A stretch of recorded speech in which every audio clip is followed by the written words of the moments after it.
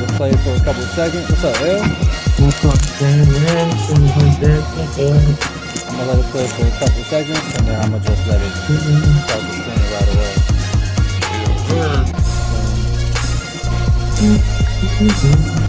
Making sure I got fantasy pulled up. What's up, man? What's the word? What's up, you guys? How's it going? Yeah. Pretty good. I was hoping we get talk about the fantasy drama. I know I'm not into fantasy that thing, but I heard what happened. Yeah, it's a lot of crazy stuff. But I mean, I think Sean is joining today. He normally joins. I don't see why he wouldn't join. Yeah. And then also we'll let him talk about it then. Danny is joining. I want to say like around 4 p.m., maybe a little bit later because he's on he's on a Dallas flight right now. But we're just talking about, not just talking about it, but we were just mentioning these Lakers, bro. Yo, DeAndre Ayton, he's having a sneaky good little game. That's all I gotta say. A little couple games, he's had some sneaky good ones. He had that first one. That was rough. Yeah, the first two. Well, Minnesota, he was good. I thought so too. Well, it's the turnovers. My thing is he do a lot of goofy shit sometimes. He do like some you know what I'm saying, like go for the rebound and just go off your hands out of bounds, goofy shit. He doesn't have the best hands. He doesn't have the best hands, the softest hands as a big man. But last game he did have a good one. I gotta give him his credit because I was talking shit. Because he was one of those like you can't be leading the turnovers. You don't even touch the ball. You don't touch the ball that much. Yeah, I will agree with that. I will agree with that. Also, Gabe Vincent's low key been pissing me off. He's been turning the ball over, but I mean, we need Marcus Smart to get going. My boy Jake LaRavia. I told you Jake LaRavia was my favorite signing. Is that number 12? Jake LaRavia. He can ball. He has positional size to play defense. He doesn't look like he can defend, but you can put him on. You know what I'm saying? A good perimeter player. He could do his thing. You feel me? I'm not saying he's locked down. He's not Tony Allen, but he can defend better than people would think. How about the Lakers' two biggest stars being two white boys? That shit is crazy, but I'm loving it. I'm for it. I know, right? I'm because for it. Bring that shit. That shit tight. I know that shit tight. I was like, we got some. When Bron gone, we got two white boys. Cold. Hell yeah. Like Reeves and Luka, they're no JJ Redicks or that's our coach. I'm just saying the way they play, the tenacity they bring to the court. Sure. It's not like Jim Dead or JJ Redick or you know what I'm saying, Kyle Korver. Like these boys. Austin really trying to bust your ass. Exactly. He making people look stupid out there, bro. That shit was so amazing last night, bro. That shit was. Yeah, I couldn't. I loved it. Also, Javi, I wanted to talk about your boy, Dak Prescott. Not Dak. Your other boy on the Bears, Caleb Williams. I mean, it was one of those. It would but it's just one game. Really. Them last 2 weeks. Not them last 2 weeks. Well, he went into a whole winter storm against the Saints. Those balls were wet. The floor was there's still so much. You play in Chicago, brother. He plays in Chicago. He better get used to it. I know, but what's happening is, I think I don't even want to talk about that. That game was not an outlier to me compared to the Ravens game. The Ravens game, though, he has no business losing that. No. Well, what I will say is the cornerbacks were so thin for Chicago. Where the Bears are missing their top 4 cornerbacks. So there was totally like guys from the practice squad out there trying to cover Zay Flowers and getting pushed by DeAndre Hopkins. Now, Caleb should have played much better and not get outplayed by Snoop Huntley. That is a disgrace. There's no, you know what I'm saying? There's no excuses. There's no valuable kind of tangible reasons why that happened. Other than you just didn't show up. You didn't show up as well as you should have. And you're not progressed in the playbook and in the offense as much as you should be. Yeah. But his first half, you know what I'm saying? His first half looked decent, because those first, he's still on script. Yeah. And then It was just ugly, man. Like, I'm a Bears fan. I'm a Caleb fan. So I watched, of course, every snap of the game. What happened was, bruh, they drove down the field for long drives the first 2 times they had the ball and settled for field goals both times within the 10-yard line. Yeah. One Caleb got sacked by Mike Green, the rookie from Marshall, sacked him and pushed him out from the 10-yard line. But if he pushed him out to like the 15-yard line, had to settle for a field goal. It was 4th and 15. Then they drive. They have another sustained drive, beautiful drive down the field. Everything clicking. Caleb Jerome clicking. Things looking good. And then they get down to that 10, 15-yard line, and then it all implodes. I also think it was Ben Johnson's worst called game as the Chicago Bears head coach. I think it was run, and then now it's 3rd and 8, and now it's all on Caleb. And if he fucks up, it's like it's all his fault. But because he's got to convert on a lot of those first downs, though. I mean, those third downs. Yeah, he's got to convert on those third downs. Yeah, on some yesterday because, like I said, they had sustained drives, but it's like it gets. I thought Ben Johnson called. I don't want to say scary, but like a little bit too conservative of a game because the run game had clicked so well the past 2 weeks before this, and the run game just wasn't clicking like that for whatever reason versus Baltimore. Roquan Smith was a problem. Kyle Hamilton was a problem. And those their DBs, Marlon Humphreys getting to the line and making plays, and Nate Wiggins as well. I mean, their DBs played really well. Their defense played pretty damn well, I would say. Yep. I know to be fair, it does take a good running back a quarterback's best friend, right? Yeah. But it just seems like it's some of the small things I see him not do well that troubles me. Mm-hmm. It's small throws here to the flat. It's just the small details of things that like it just really concerns me with him. That's my biggest thing. That's my only real thing with him because even like a Tua does that well. And I just feel like with Caleb, it's like, man, like and I feel like that's all it'll take for me to be a believer. You know what I mean? For me to be a believer. I'm not quite there yet with him. I want to be, because you know what I mean. I feel like I want to be there. I was on him coming out of college, and I gave him a pass his rookie year, and all things considered, I actually don't think his rookie year was that terrible. No, it wasn't. Not as bad as people make it seem at all. Yeah, it was. I don't think his rookie year was that terrible, but I wanted to see a bit more out of him this year, and I just feel like, apart from his first, the Cowboys game is really the only signature game he's had this season where he he just balled the fuck out.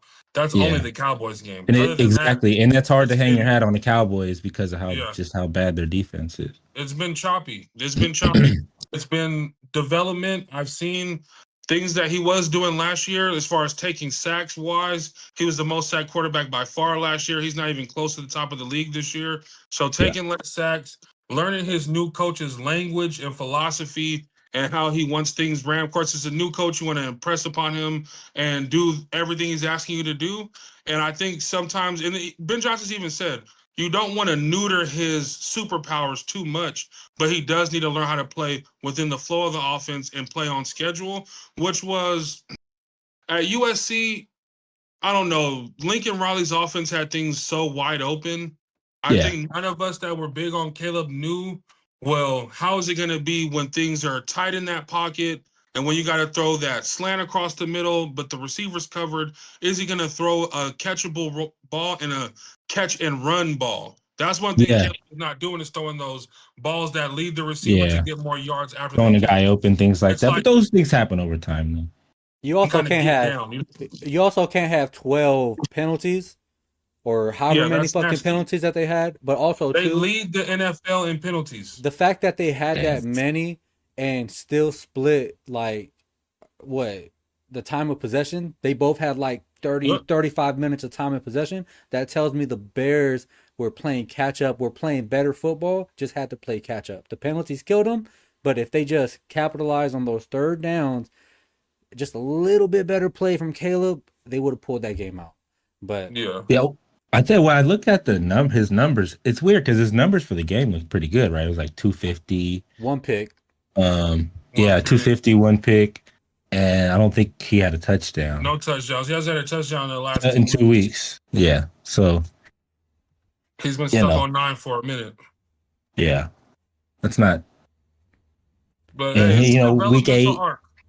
We are, and I do. I we were saying last time. I think on last episode, I am looking at quarterbacks differently nowadays. I feel like because of how the college game is now, it's Yeah, just going to take these younger quarterbacks more time in the NFL. Because, like you said, like at USC, he's kind of just doing his own thing. yeah, hell Lincoln yeah. gives him free reign to kind of do whatever.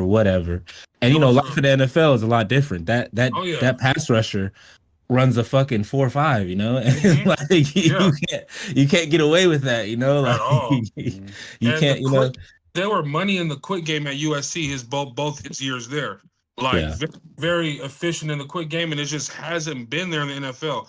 I don't know yeah, if it's because he is not understanding how fast the rushers and the DNs get out there to bat those screen yeah, balls down. Chase Young almost picked him off twice. Max Crosby did pick him off. This is all on screen game. You know what I'm saying? So things that this can be is worked out. You know what I'm saying? It's the yeah, quick game, the screen game, the play action game. Like he's doing better at certain things he didn't do well last year, but it's like his development is very Josh Allen coded so far as the first two seasons.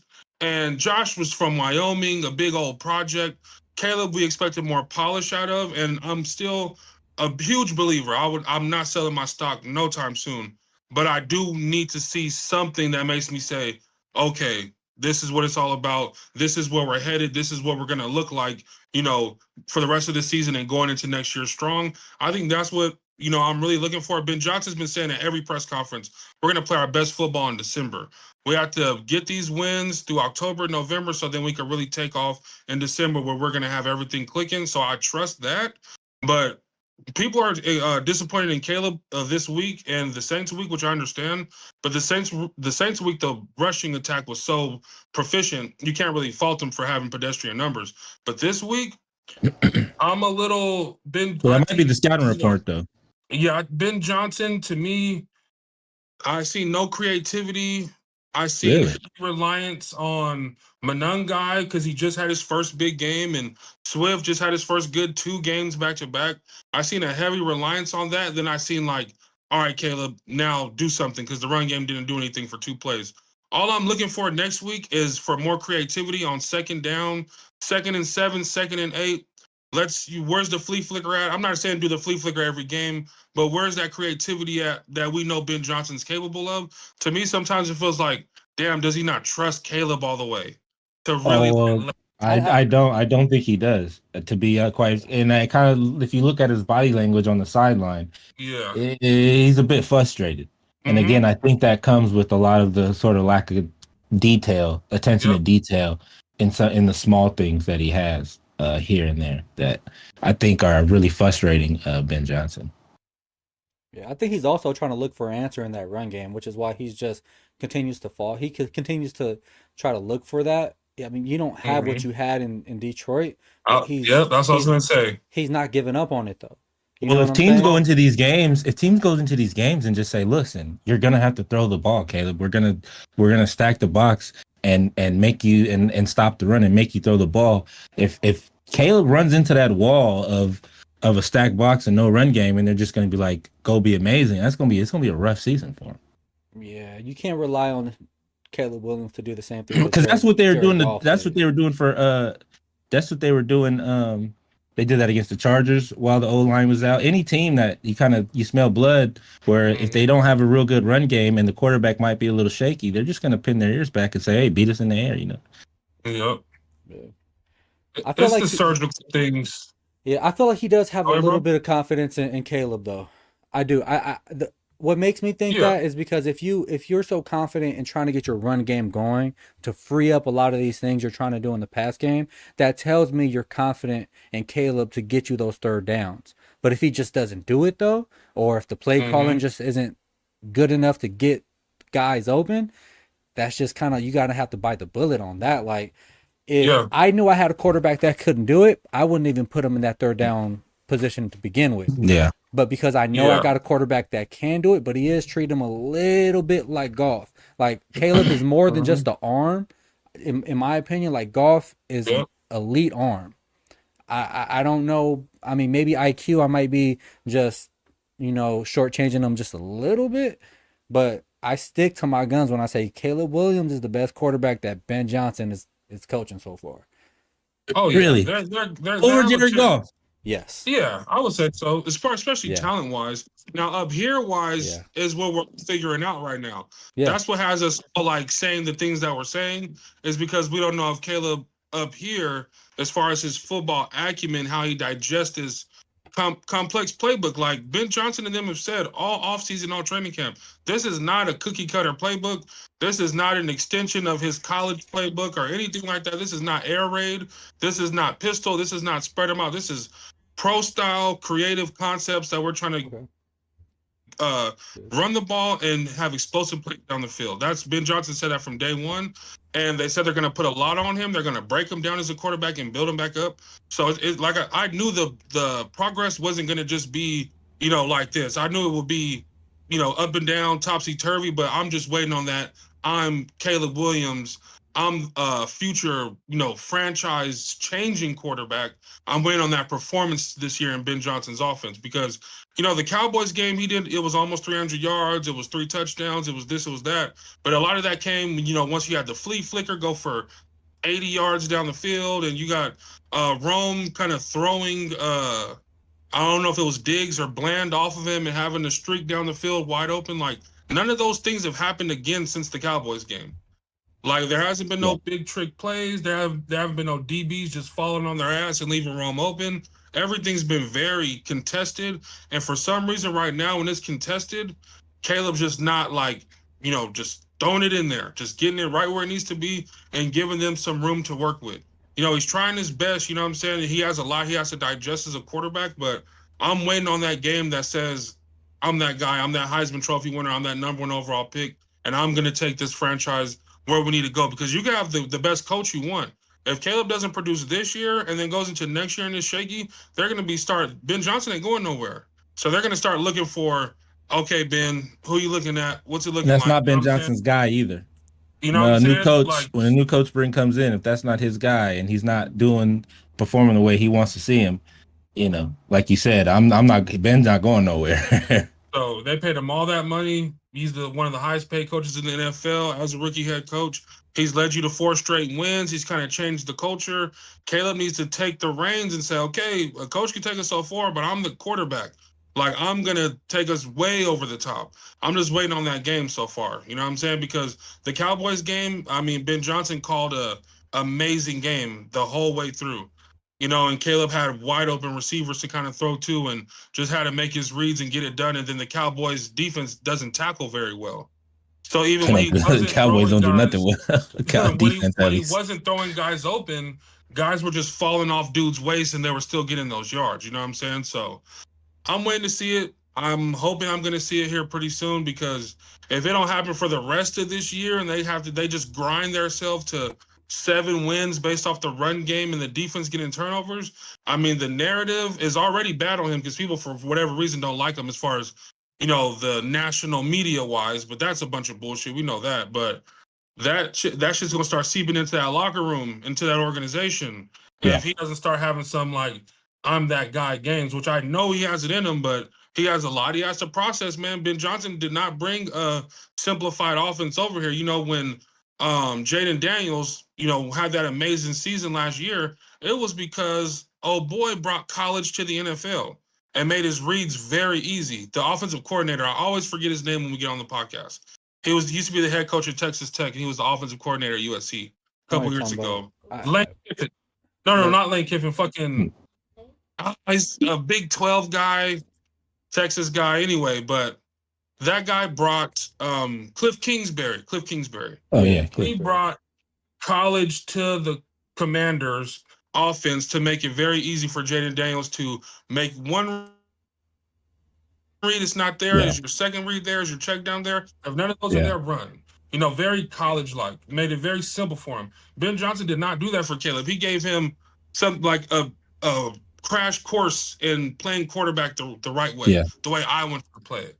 Not the way that you played it before, which I think kind of hinders him a little bit because Shane Waldron kind of did the same thing in his rookie year. You're going to be in the Geno Smith offense.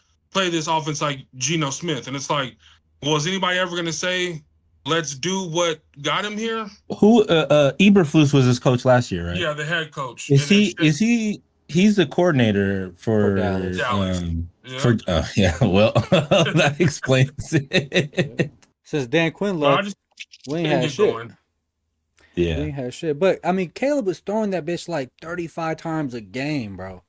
Mhm. yeah. That's also That not a recipe to win either. You're having yeah. him go out there and throw the ball You 35 times. I mean, eh, Lamar. They don't even ask Lamar to throw it 35 times. Yeah. yeah, he's over there That throwing it like run. yeah. Hopefully, if it does bottom out, they be like, okay, let's give him more support.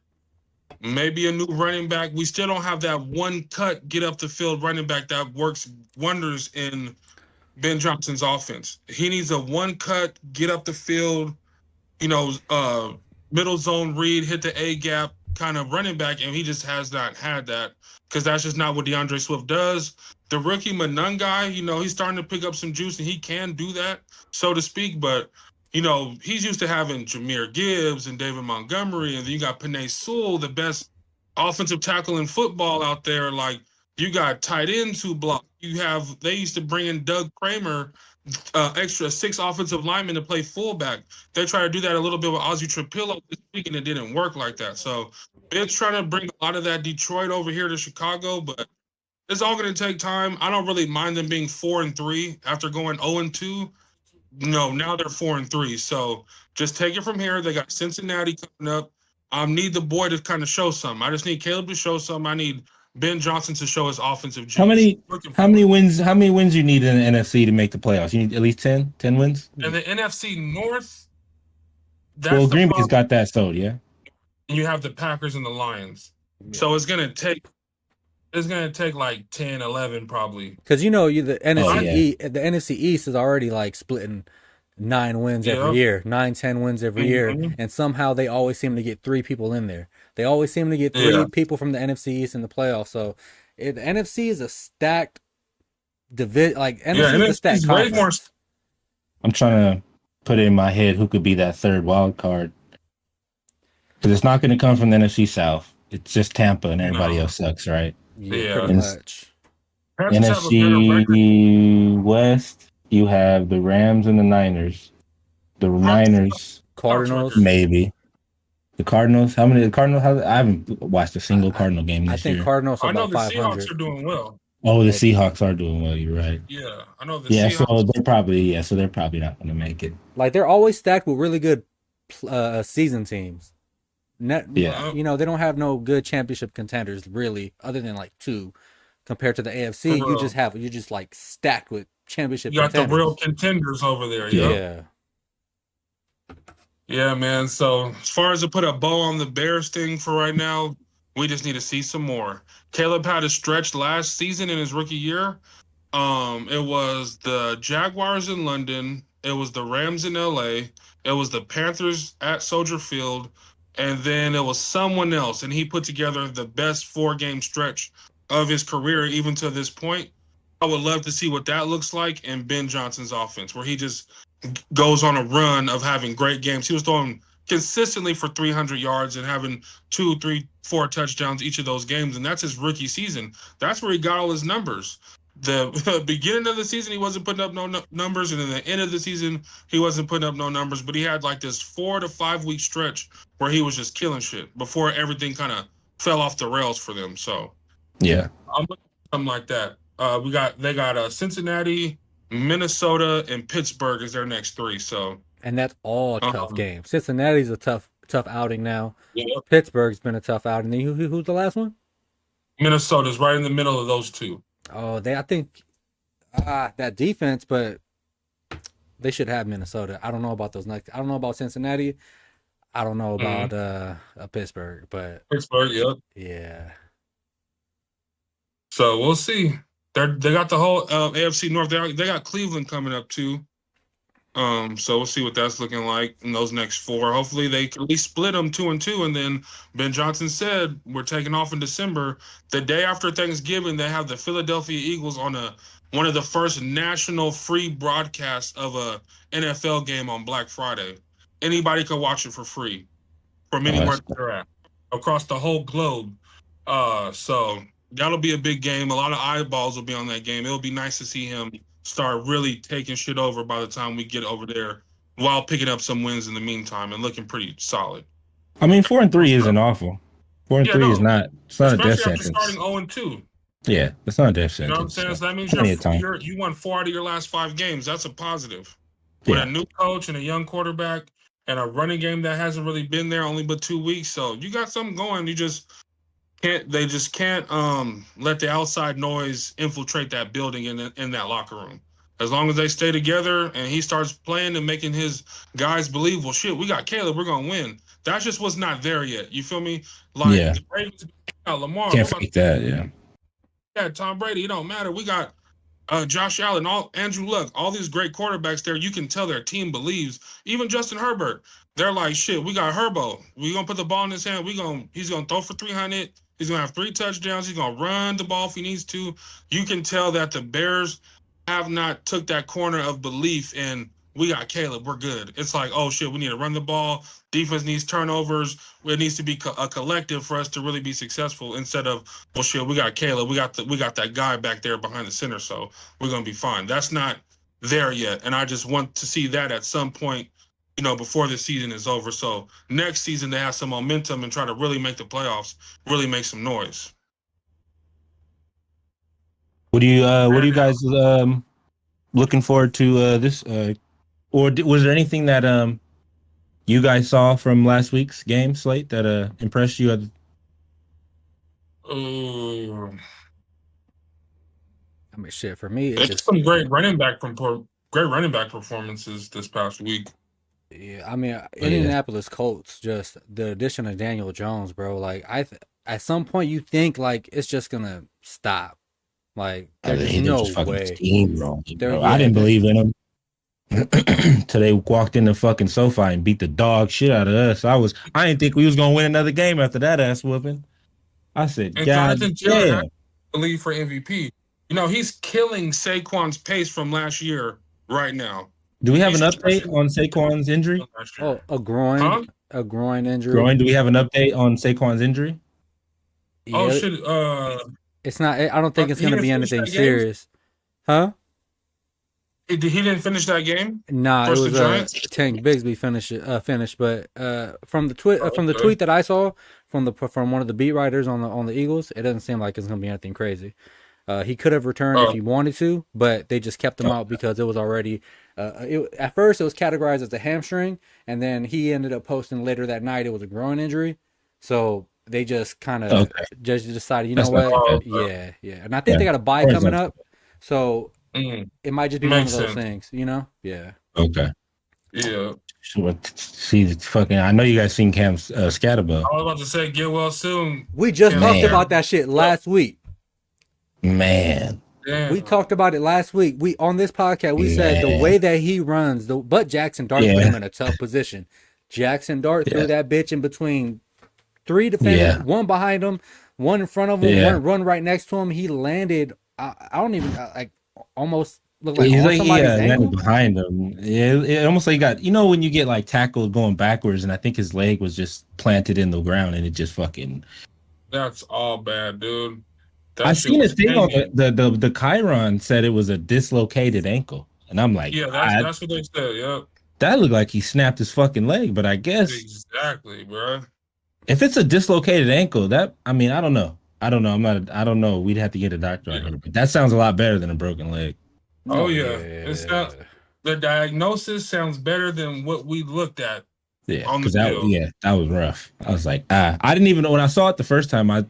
Because I was wondering, because I was like that. I thought they had banned like the hip drop, and it looked like that's I feel like what usually happens. Like you get bad knee injuries or those because your leg gets caught underneath you when somebody tackles you like that.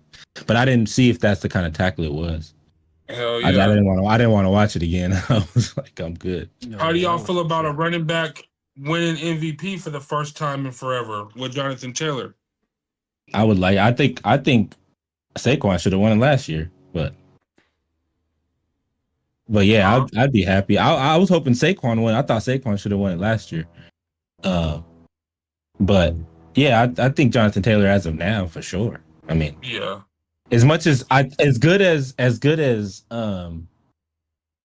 Daniel Jones is playing, I think it's Jonathan Taylor who's really making that possible. You know what I mean? Without him, He's I don't think. crushing shit. Like he's Yeah. on a historic pace. Yeah, Like I, I I want to personally don't see it that way. I I don't want see us it to that way. continue the Jonathan Taylor conversation every week to week because he's good. If the season continues the way it is, it's going to be up there in the record books, and he's crushing shit this year. What do Yeah, you mean by that, Javi? What do you say? What are you saying? because if Jonathan Taylor could have done that and is capable of doing it, no matter what, he would have been doing it. But it's not the case. It needed somebody like Daniel Jones. So without, Oh, you think it's the other way around? You think it's Danny Jones that's helping Jonathan Taylor? no, yeah, for sure.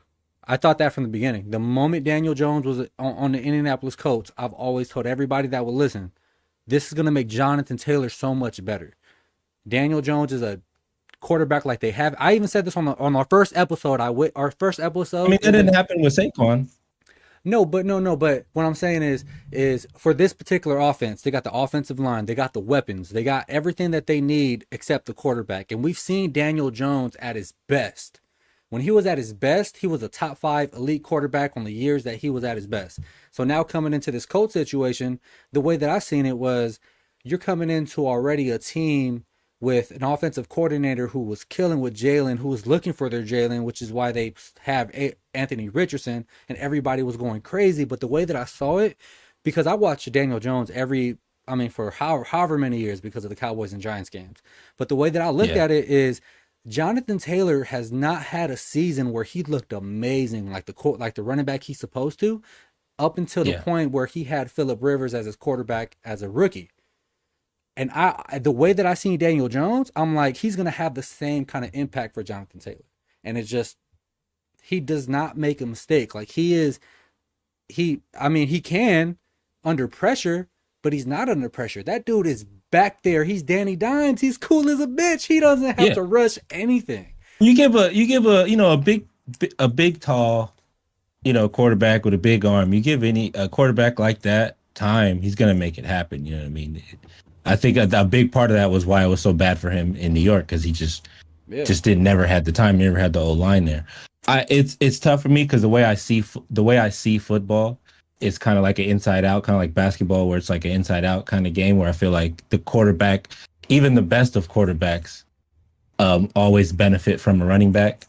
So, I mean, I still kind of see it that way, because again, if you can't get to if you have to commit to either or, you know what I mean, when it comes to when you play the Colts, I mean, you're not going to get anywhere with that. They're going to beat you each way, and the benefit that he has with being able to run the ball like that and not having to be in third and longs, you know what I mean? It's a lot of second and fours, a lot of, second and twos, you know what I mean? Like third and ones, it's a lot of that. And that's the benefit for a quarterback that doesn't have to get into third and nines, third and 12s, because they're just going nowhere. And the defense can't just pin their ear back and rush because they can't run the ball.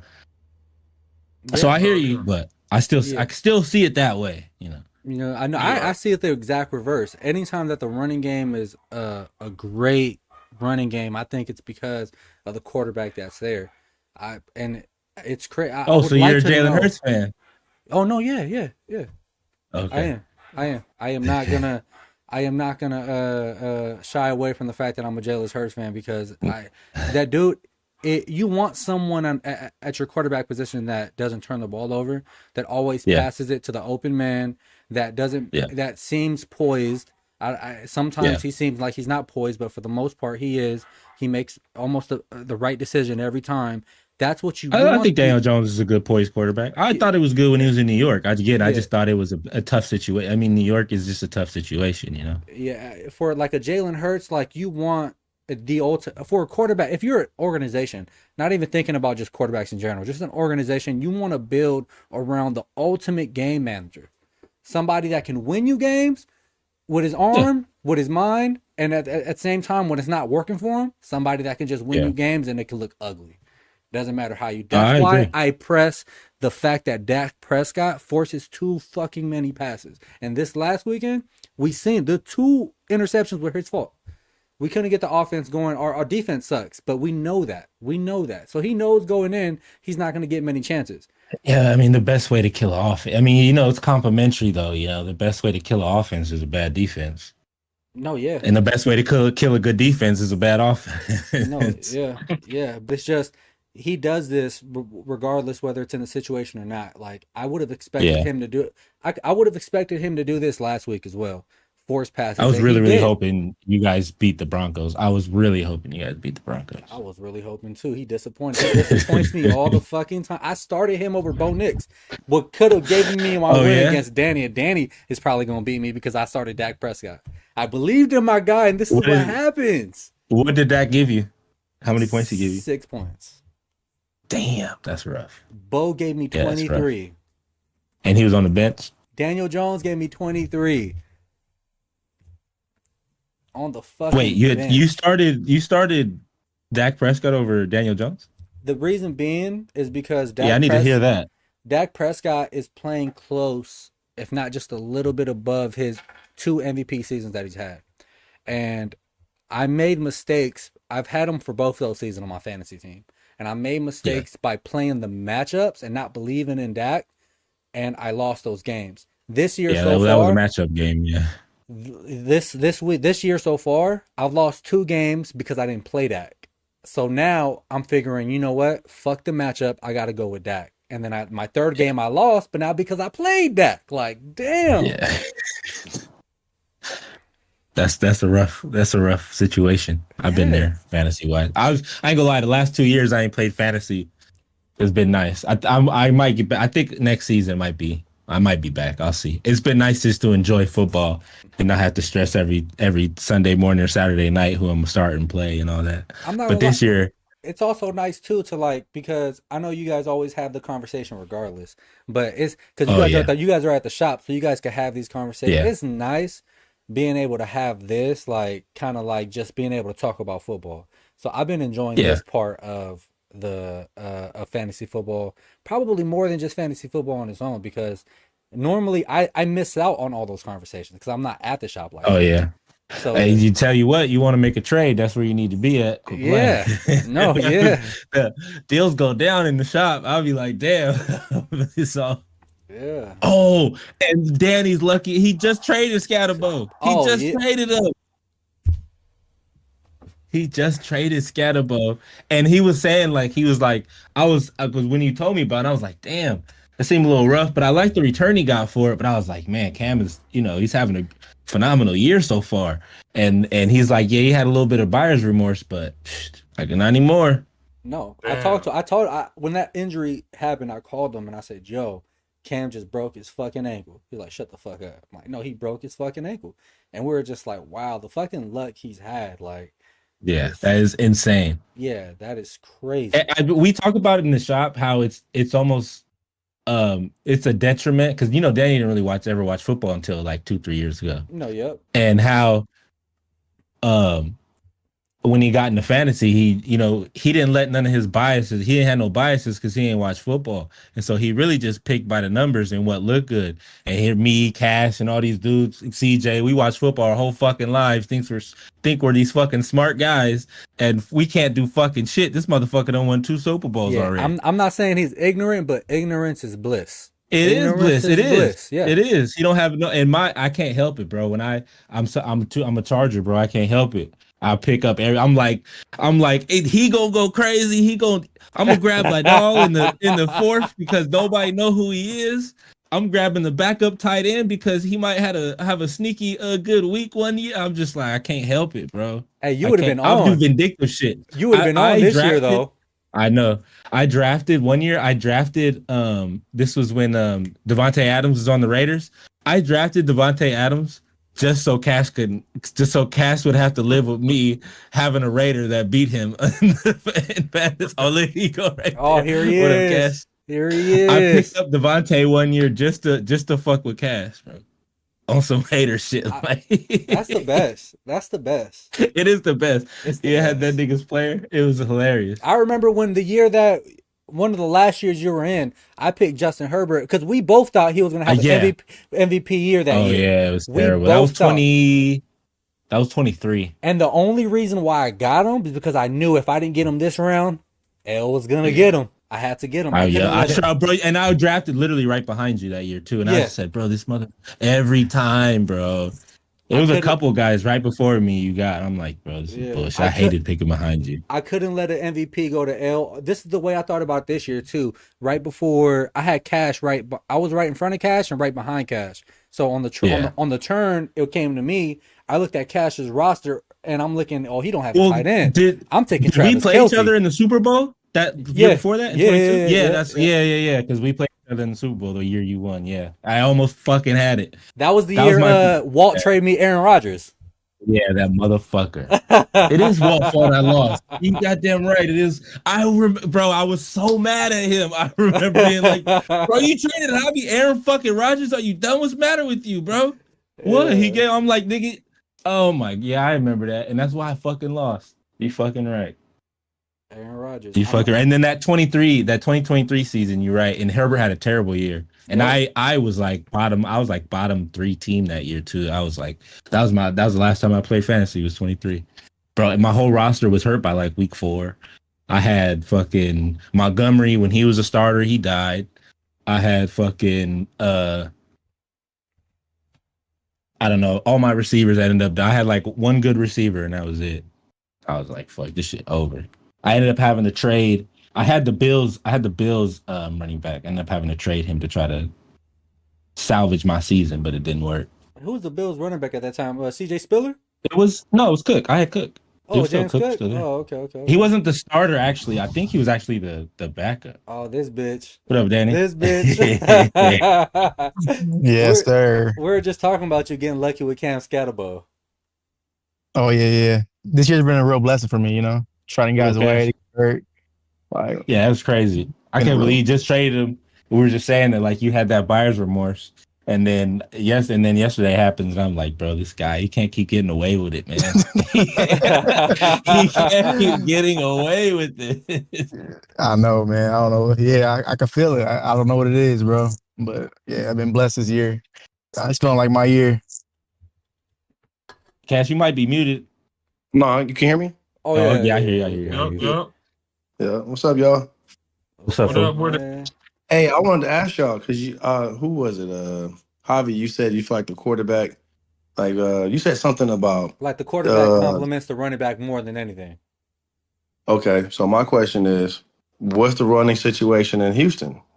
Is that a product of a bad quarterback, C.J. Stroud? Yeah.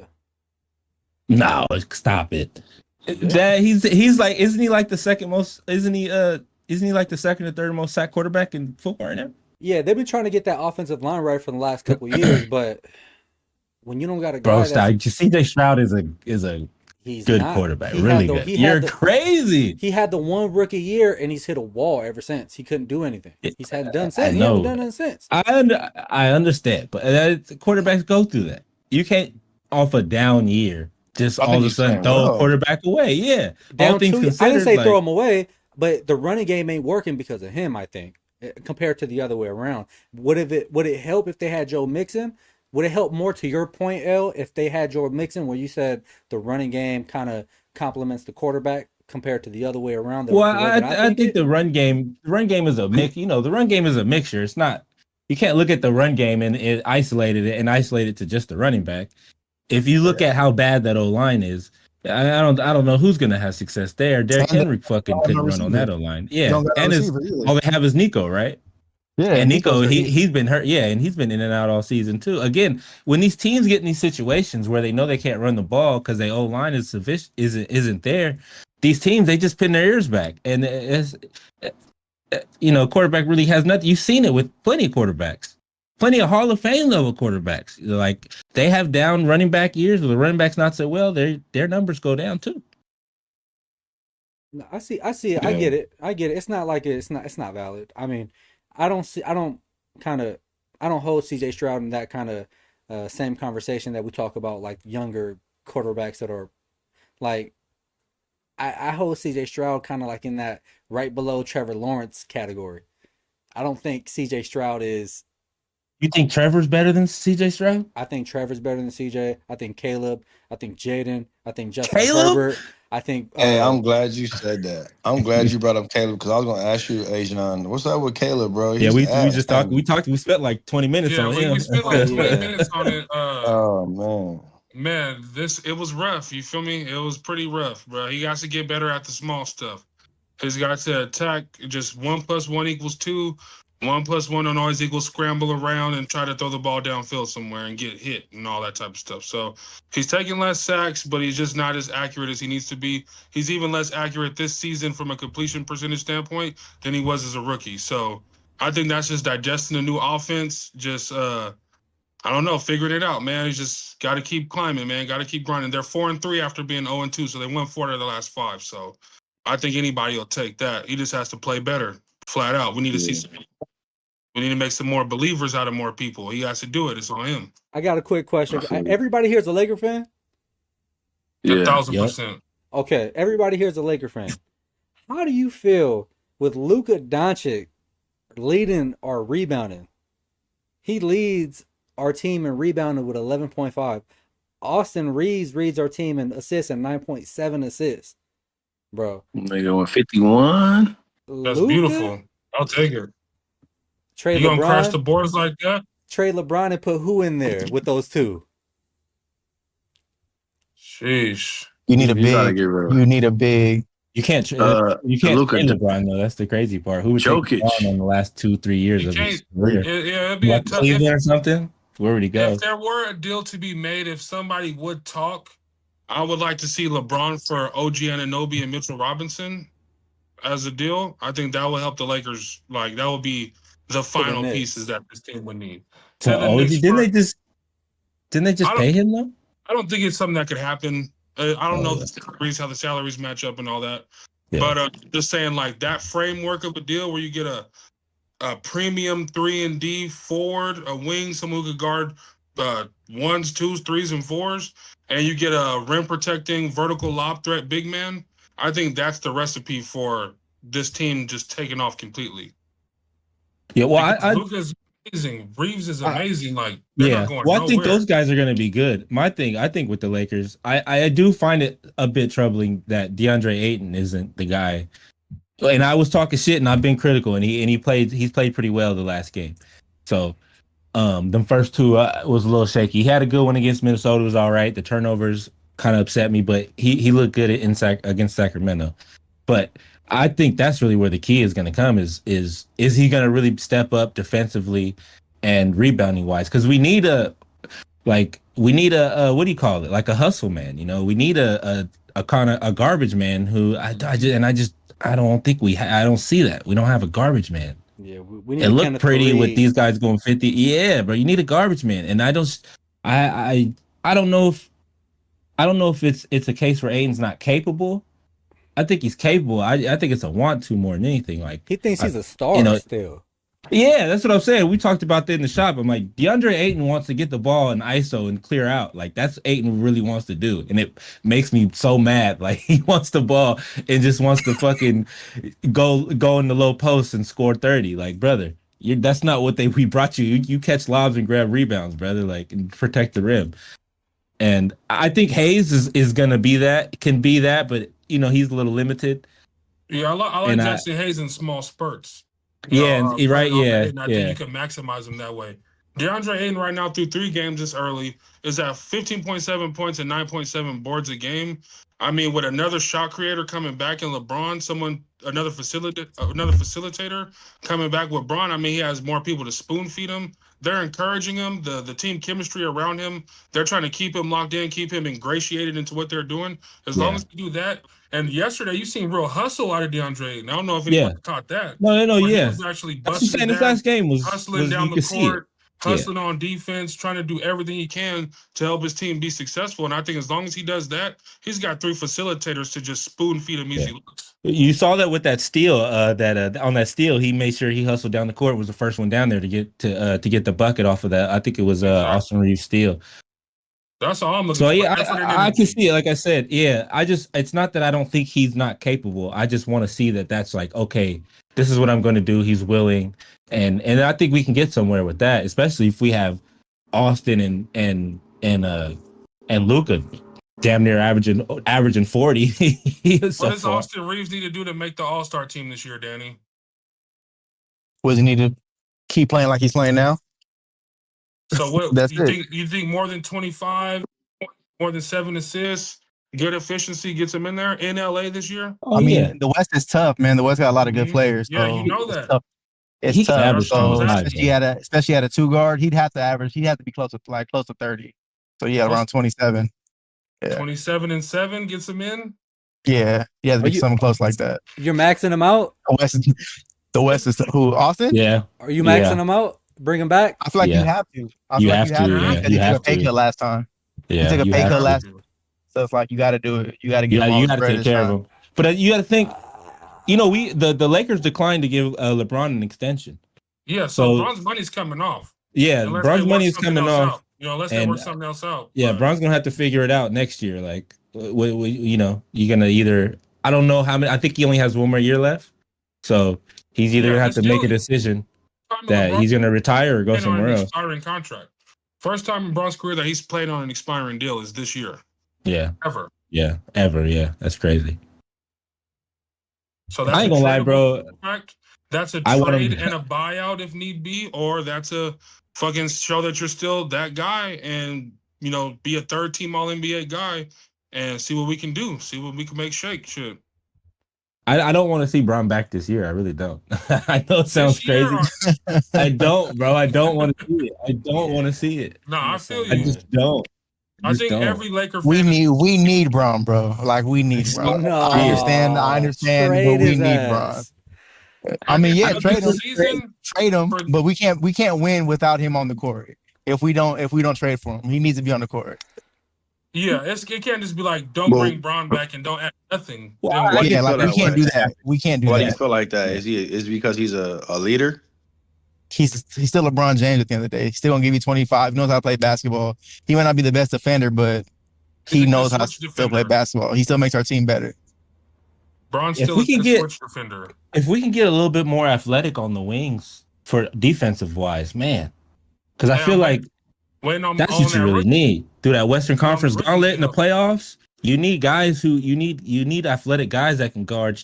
I mean, nobody can really stop the Shays and the real great guys, but you at least need some athletes out there to make it tough, Yeah. Yeah. Lakers got a uber athletic rookie sitting on the training table right now. So JJ said he plans on playing them when he gets healthy. So Who is it? Adou Tahiro, The something dude, like the that. dude we just drafted. Yep. He's They a traded up to get up at the beginning of the second round. Oh. Adou Tahiro, Yeah. super athlete. He's Yeah. African, Super right? sick athlete. Oh yeah, Yep. yeah. I know you're talking about. So Yeah. they could He- give him a role, just say, go be athletic and go make shit ugly. Go run the wing, go fill the wing, go guard this person, switch here, rebound. I mean, he's the Yeah. best athlete on the team by far. It's Yeah, not we- even close. Yeah, we stole one. We got another one. The Yeah. Lakers Yeah. always seem to steal one somehow, some way. That's another one. People are gonna look back and be like, "Damn, they Yeah. fucking did it." Stick. Yeah. He's a Thompson Yeah. twin level athlete. I feel like we don't put those So type of guys scary. in though. We don't ever play those type of guys as Lakers. JJ said all That's offseason he plans on playing him. He's just recovering from the injury. So we'll see if Okay. JJ's serious about that. I mean, it's I hard was to be hoping great. to see. Can he hit a Connect. shot? I was Can he hoping hit to a see shot? Connect make a We're not jump. going to talk about that right now, Danny. That's not, I was hoping to see Dalton make a little jump this year. You know, Dalton, a little, his mind little is revenge fucked. season. Yeah, we He fucked don't him got up. He He's needs to checked play out. somewhere else. He don't got it up here. He's shook. He's shook in the Laker uniform now. He's like, you niggas want to get rid of me. No, You know what I'm saying? It was Fuck ever you. since Draymond talked shit to him on that free throw. Hell yeah. It's Ever been s- ugly. It's been ugly for him. Draymond said, "You got traded." This motherfucker talk. What the fuck? This motherfucker talking about? You just got traded and got brought back. They Like wanted you out of here. He told them they wanted you out of here. Ever Like since- this. It's that fucking game? Draymond. Dalton's been done. Like In the Damn. summer league, he couldn't hoop. And this Yeah, is somebody yeah. who the league old. This is a 24-year-old rookie last year. Yeah. You know what I'm saying? He damn near old as Luca and Austin Reeves. Like 'Cause I felt like we seen his rookie year. Like there's a lot of potential here. Like early in the season. Yeah. yeah, a Michael Porter kind of potential where we like, oh, this is a tall guy can really knock some shots down. You know? Hell yeah. He'll I have to don't do know, that man. some. He's not He's even fucking with touching the court. He's not even Well, he touching the played court. yesterday and he missed every three he took. They all fell short. JJ had him out there yesterday because we're shorthanded. He's gonna play tonight because they ain't got nobody. He's gonna have to really run tonight. We'll see how he plays tonight versus Portland. How long did they say Luka was out for? Just a couple nights? Nothing serious. Like a week. He'll be reevaluated on Sunday to possibly play Monday, but more likely next Wednesday he'll probably play. Yeah. Marcus Smart is out tonight. So he better show some then. He better show some. Or he gonna be traded too again. But now He's gonna be traded again. We can't trade him no more. His fucking value just went down because he's not playing well. That's exactly what Danny just said right now, bro. He's just playing a trade now. He's not him in a first round pick is gonna get me damn near whatever I want outside of a star player. Now he's got to be a footnote in the trade now rather than a core piece of a trade, which sucks. That's a waste of an asset, waste of the 17th pick. They wasted damn near him now, and they really wasted Jalen Hood-Schifino. That's another 17th pick that amounted to nothing. You could have got better players in those spots. But there's no better help this team. There is no better way to bounce back than tonight against the Blazers. At our best, where do you see us stacking in the West? At our best, I'm delusional. I'm not probably the one to ask. I'm not probably about the Lakers. I'm gonna say we're gonna win the fucking thing. And I think we have the best player in the NBA. When you have the best player in the NBA, as long as everything around him, is cohesive and conducive to win, we're gonna take it all. Yeah. That's me though. And that's every year. When we won 17 games with fucking D'Angelo Russell and Nick Young still on the team, I'm like, well, if they could just sneak into the playoffs somehow, they could get hot. So I'm not really... I remember that shit. I think at best we're like a 4 seed. In my opinion. Yeah, me too. I think we're a 4 seed. At the very best. I can see that. Because there's some shit up top in that West, man.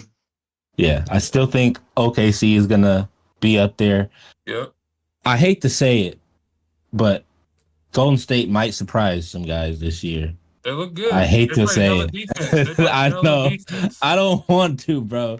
But I hate their defenses right with Draymond and Al Horford. I'm not saying they're gonna be better than us, but I'm just saying, like, be careful. Like, they might not just be like a footnote. Where last year, last year, like, nobody gave a fuck. Last like 2 seasons after they won that last championship, I ain't gonna lie, I kind of was like, okay, they're done now. Like, it's all, and I still kind of do believe that, but so far this year they've looked really good. Old teams are not going to win. Like, you got to get young, you got to get athletic, you got to get guys that can guard multiple positions, that can run the wings. The Warriors don't really have that. And then, I mean, yeah, they got Kuminga, they got but these guys are old. Old teams don't win no more. Yeah. No, you're right. It's a young team. Danny, you're muted. Oh yeah, you're muted, bitch. Fuck you.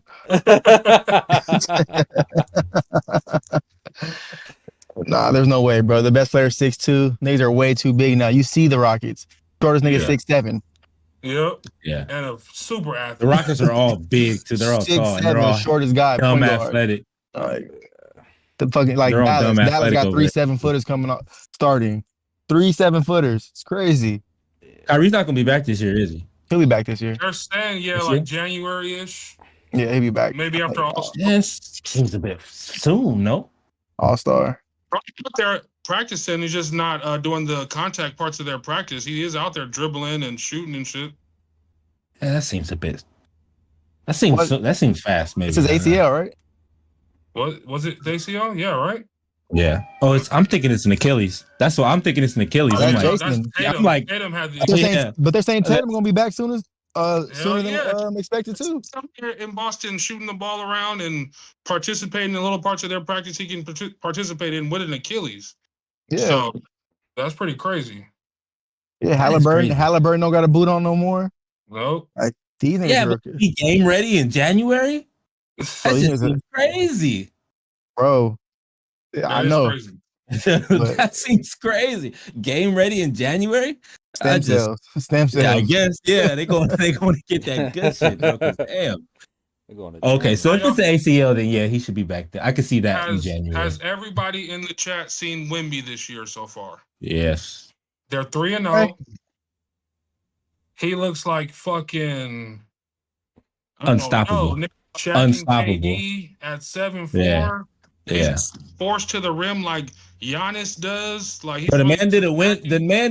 The man did like a fucking I under the watched it. basket windmill on his fucking tippy toes. I'm It was crazy. like, He's blocking everything. He had 9 blocks the Yeah. other night. Like He's averaging he said six. he's gonna bring his threes down this year. He's not gonna shoot so many threes. He's gonna be more because at first he didn't want to be just be known as like around the basket, low perimeter guy. But this year he says, he might embrace that a bit more. And I think it's gonna be the reason why he probably wins MVP. Where do you see Wemby taking the Spurs, Cash? Oh, it depends on his health, man. Attrition, bro. Like, he don't That's have a good point. That's a good point. He hasn't stayed healthy a full season. So, nobody does nowadays. So, it just depends if he can, fight the attrition battle. I think that they could easily be probably like, I don't know, 6, seed, 7 seed. Who's a point guard over there? Bro, they got a litany of point guards. They have a lot. They have the rookie. Fox, they got Castle. They got Dylan Harper. Yeah, Fox not even back yet, neither. Yeah, he's Fox not is still even coming back. Right? I might leave. And they're 3-0. Trading his ass away. Trade Fox away. Let Wemby, Stephon Castle, all these athletes.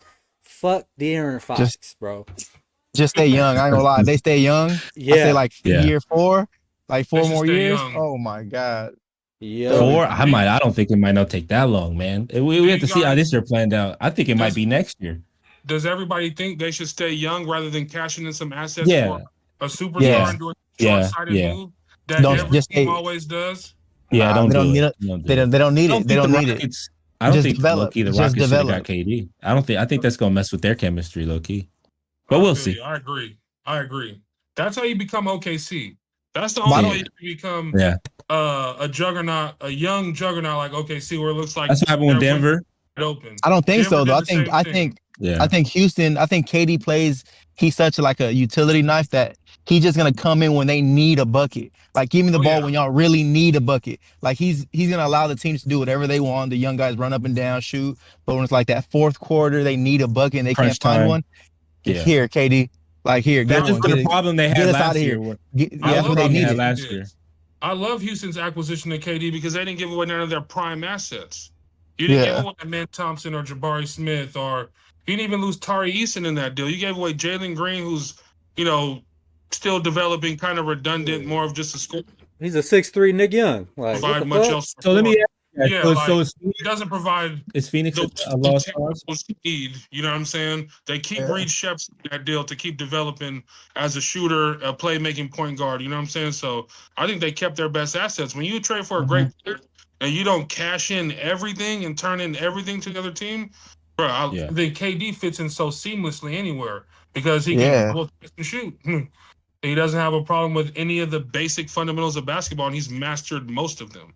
So let me ask you. And he's not ball dominant. He doesn't need the ball in his hands like at all times. Do you think Phoenix is a lost cause? Because I'm wondering about Devin, and I have my issues kind of with Devin Booker being such just a one-sided player. Their roster construction continues to baffle me over there in Phoenix. Yeah.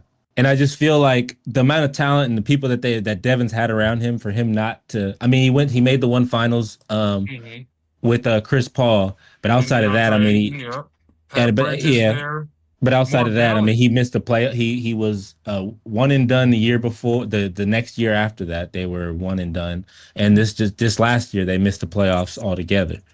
Yep, it's a tough road, but if they bottom out, they made so many trades they probably don't have their pick. So is there a world where Devin gets traded for a number one, and like you said, one of these teams like a Phoenix sells out? San Antonio now, would y'all?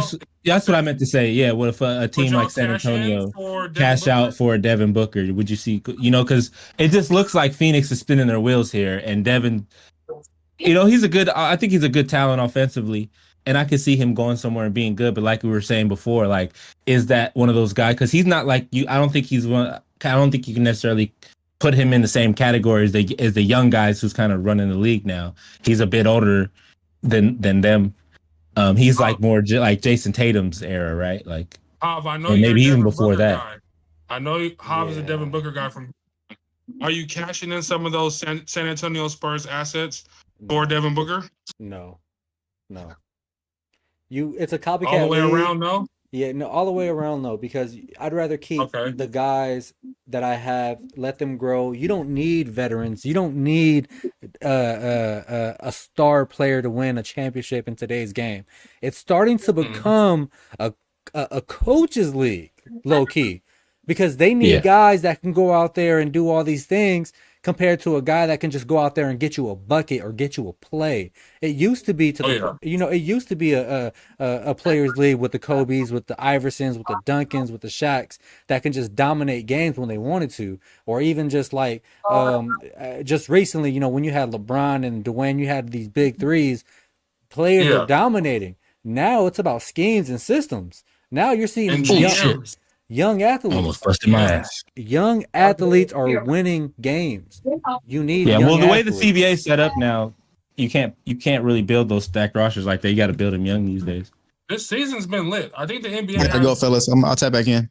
All right, you have a good one, bro. Hey, the NBA has a good product. It's early so far in the season, but with the NBA on NBC and the Amazon Prime production and getting to watch these wide variety of games, I mean, I think the league is for a good run. The next, this next generation coming up, the post LeBron Steph era, I think has a lot of juice going forward, a lot of positive momentum. Yeah. Hold on, okay. I got a question for Cash because I know he's a Jaylen Brown guy. Uh-oh. And Boston without Jason Tatum, it's not so good. And I've been saying for a while that I think Jaylen Brown is a phony. I think he benefited largely off of Jason Tatum drawing all the defense. And so I'm trying to bring up his numbers because I could be wrong. He might still be scoring real good. So I got to bring up his number because I could be wrong about this because I didn't look this up before. But I do know they're not being well and their offense looks terrible. I guess that's a kind of a loaded question because he should be able to carry the team, but I don't know, man. Maybe what is that offensive scheme? What is it? Well, who knows nowadays? Basketball. He has his struggles. A lot of people talk shit about him. Yeah. Did you see his the hair shit? Yeah, I definitely saw it. And they smeared right off.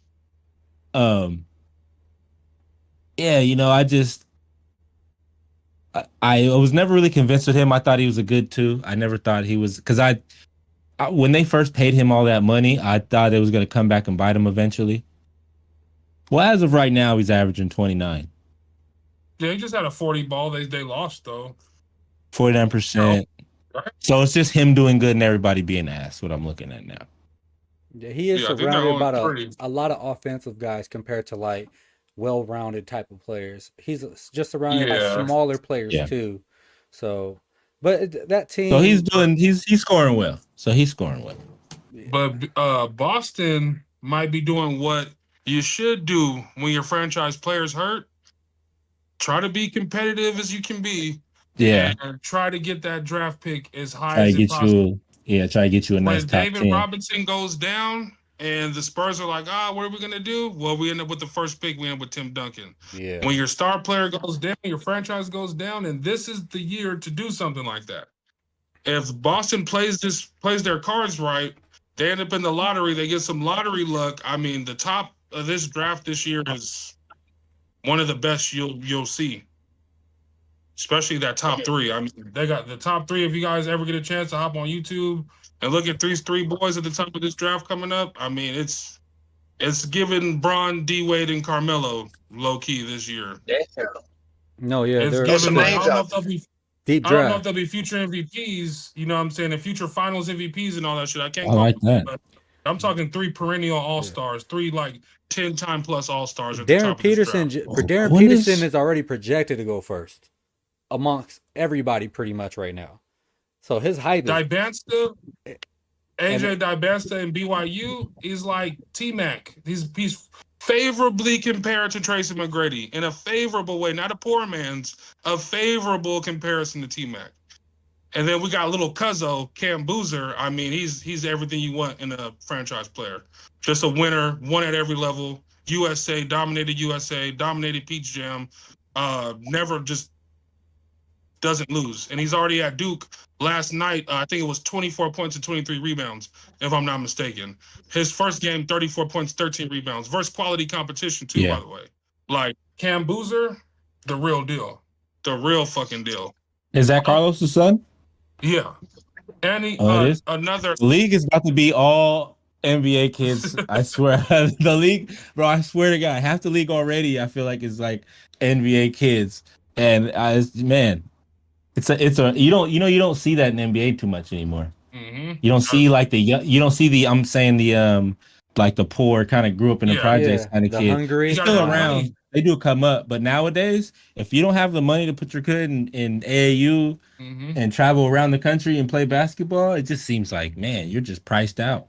Yeah. I never thought you would see the day where you get priced out of basketball. It's crazy. Yeah, it's a rich sport now for sure. Yeah, it's wild. That is wild. You got to get these weird kind of sponsors from like these old white people, like AJ Dybanster, right? He's from like the projects in Massachusetts. He's been living in Utah with his family since he was like 15. Yeah, and that's what they do now. You know what they'll do now? There's these agencies. You said what? What'd you say? I was just saying, like, if you're not tall and don't have size, or you don't have the money or whatever, or the training, it's gonna be super tough to make it. You know there are agencies now, right? That'll pick you up at 17. Yeah, in high school. Sign you. They'll front you like $2 million for 30% of your earnings for the rest of your career. And these kids are signing these deals, bro. It's crazy. AJ Dybanster got $8.1 million from BYU. He's been living in Utah since he was 15 because they basically boosted him to go to their school for this 1 year since he was like 15 years old. Yeah. I'm telling you, they're signing these contracts, bro. And this happens in baseball a lot with foreign kids. And they're poor, so they'll literally give them $2 million we'll sign them to a contract to where they'll have to give them 20 to 30% of their entire professional I heard about contracts. That. It's insane. Yeah, it's insane what's going on with sports nowadays and the money that's being flying around. I don't know, man. I kind of was in favor, of these kids starting to make money and this, that, and the other. But I feel like there's a dark side of this that can get real that we haven't scratched the surface of yet, man. Yeah, there's for sure an Epstein Island somewhere of professional basketball kids and scouts. Yeah, I'm saying. There's an island. They got a bunch of 14-year-old fucking just basketball players. Fucking, you want that fucking money, kid? Like, what do we got for tonight on football tonight? Shit, Commanders and Chiefs. Commanders team. No Jaden Daniels. No Jaden. Who's backup? Is that Andy Dalton? Mariota. Americas? Yeah. Somebody's starting him in fantasy in our league too. Gus. Oh, okay. He dropped Justin Fields. He was. I said, I'm sick and tired of playing Justin Fields. I'm about to pick up. Justin Fields had him a game. What did Justin have yesterday? He had 20. 20. Oh yeah, there you go. He said, "Fuck, I'm sick and tired." I could beat A-John on a bye. All my best players on a bye. I could have beat A-John if I'd have had him, and I just he dropped. He did right though. He needed to get back in the win column. It all worked out, and we got some more firepower coming back next week. Hopefully, off the injuries with Garrett Wilson, and I could hopefully probably put Aaron Jones back in my lineup after he got out there and did his thing. I might wait another week on Aaron, but. We're trying to get right. 6-2, back in the win column, feeling a little bit better than we were feeling the last 2 weeks. I think Garrett Wilson. I think they might take Garrett Wilson down to the bye. We'll see. Right now, he's week to week. They didn't put him on IR. Yeah, I think that's why they. That's why they didn't start Lamar, not because of the bye, because they got a Thursday night game. Short week. Yeah, I think that's why they were like they were gonna start him, but they were like, man, we got to play on Thursday. Might as well just save them. They're 1-5, or 2 now, 2-5, or so might as well. Yeah, makes sense. Anything else, boys? Playoffs, bro. My shit's about to die. I was been supposed to do some shit with my family like an hour ago, but this was too fun. So I'm gonna catch up with y'all, man. Hopefully later on this week. And yeah, man. Thanks, Cash, for giving me that win this week, man. I feel a lot better for myself. Man, I'm gonna fuck with y'all, man. Y'all have a good one. All right, bro. Good to see you. All right, Al. All right, Hoff. All right, fool. Good chat, man. Yes, sir. Yeah, man, that's some crazy stuff, bro. Fantasy shit is hilarious. Gus said, "Fuck Justin Fields." I was hoping we could have got Danny and Sean on to talk about the fantasy shit. We'll say at some point it has to happen. At some point, yeah. We'll see. They gotta. Whether we all gonna see each other or online. It'll be funny. It'll be hilarious. I don't know. I talked to him today. He's still kind of upset, so I'll just say that. Yeah. All right, for sure, y'all. Yeah. I'll let y'all go too. I'll highlight y'all. All right, y'all. All right, brother. Take care, man. It was a good one. For sure, man. We'll catch you.